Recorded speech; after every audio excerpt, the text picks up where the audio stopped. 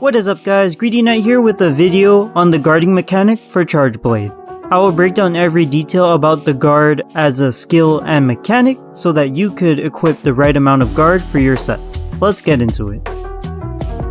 I pulled the values from Kiriniko. In the attack section, the power column seems like the most accurate value.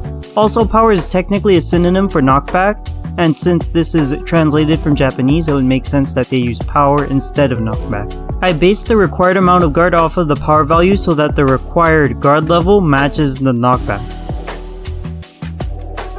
The general rule for guard is to equip odd numbers of levels. For whatever reason, 1, 3, 5, 7, and 9 levels of guard increase your guarding ability, while the even numbers decreases the stamina consumption by 1 tier. For MHRise, guard 3 is the ideal amount of investment due to skill budgets and the lack of guard plus 2 decorations. You don't need guard for spinning axe because you do not have ready stance at this point of the game. In Sunbreak, you can comfortably fit in 3 and 5 levels without issue. In Curio Charm endgame, charms use the 3-3 slot distribution to fit in 4 levels of guard. You can use a level 2 slot for 5 levels of guard, or use a level 4 slot for Emboldened 2 and 7 levels of guard. Guard 5 plus Emboldened 3 provides 10 levels of protection, matching Guard 4 plus Emboldened 3 or 9 levels of guard. In this case, you can cut 1 level of guard to free up a level 2 slot for DPS. Charge Blade has 15 points of guard by default, 25 with red shield or guard point, and 35 points of guard with the guard point plus red shield charge. Each odd level of guard stacks on 10 more points of guard, so the max is 55 and 65 respectively for guard 5, with 75 and 85 post Emboldened 3. Ready stance raises the max points of guard to 95, assuming guard and emboldened at max levels. If the difference between your guarding ability and the monster's knockback is less than 10, you will take light knockback and minimal chip damage. If this difference is less than 20 points but equal to or greater than 10, you take medium knockback and medium chip damage. If the difference is more than 20 points of guard versus the monster's knockback, then you take heavy knockback and heavy chip damage. You always want to avoid the heavy knockback animation. Your guard point into SAD is one of your strongest burst combos, and your ED2 into ready stance into ED2 is your second best combo. Both of these get broken if your guard does with heavy knockback, so you want to invest in adequate guard stonks. There wasn't a ready source for ready stance, so I tested the guards on ready stance against Toadversary Stomp to find them. These are the resulting knockbacks. Using some algebra, I found that Toadversary has about 55 points of knockback. You need 35 points of guard to guard point it with medium knockback and be able to pop an SAED.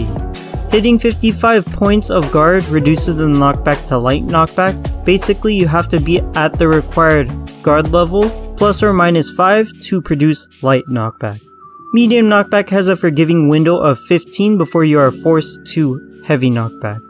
Having 20 or more points below the knockback of a move results in heavy knockback. It turns out that ready stance provides plus 20 points of guard within the first few frames of the move. If you pop a foul when you get hit, you are working within the domain of the first few frames window. It decays into a regular guard point denoted by the lack of a foul explosion. This will force you into Sword and Shield mode with enough knockback, fixing your maximum knockback to medium. On the very last set of frames, you are reverted into Sword and Shield mode, making you susceptible to heavy knockback. This makes ready stance a good, bad, and worst type of guard. Best practice is to time your guard points and ready stance so you always pop a foul for safety and foul damage. The breaking point for spinning axe is any attack with greater knockback than light knockback. This will knock you out of condensed spinning slash, forcing you to reset after tanking these moves. You have to min-max your guard levels for spinning axe to match the strongest moves of each monster within 10 points of guard. For example, a move with 55 knockback will require at least 50 points of guard, drop down to 45, and you lose your buzzsaw when you tank this hit. The idea is to stay in spinning axe against everything the monster can throw at you, so you run the listed amount of guard and embolden as the minimum. As stated, the power of a move is the knockback of a move. The listed values are the hardest hitting moves from each monster. The recommended guard levels produce light knockback and guarantee your DPS options.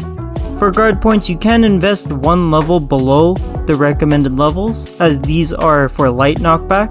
So by cutting one level of guard, you produce medium knockback and you free up space for one extra point of a skill, most likely for damage. For Spinning Axe, you have to run the stated levels because they are light knockback levels, ensuring that you keep your buzzsaw during the entire fight. All of the heavy knockback moves or Charge Blade are from the ultimates of Elder Dragons. Everything else is within range of the standard Guard plus Embolden kit. As for Guard Up, this is a translated list from the link attached. Basically, if a monster is on the list, equip Guard Up 1 through 3. You will get hit through your guard if you do not have Guard Up 1 through 3. Guard Up 2 and 3 is purely to reduce damage from attacks. With Berserk, you can ignore the damage and just use Guard Up 1. Your guarding chip damage is caused by knockback, even with the 80% reduction to overall damage via level 3. If you receive any heavy knockback, plus 20 beyond your guard level, then you will still take a fair chunk of damage and your sharpness will be eaten through without Defense Grinder. Run Guard Up with adequate levels of guard and there won't be an issue of your health. As for the unblockables, these are attacks that cannot be blocked even with Guard Up. My pro tip is to just run or use Berserk to tank the hit. Basically, if they are on the list, expect the BS move to cart you if you try to guard them.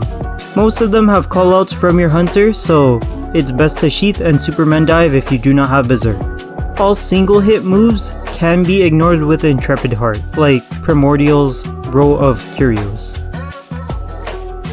Like if this video was useful to you, consider subscribing if you want to see more analysis videos like these.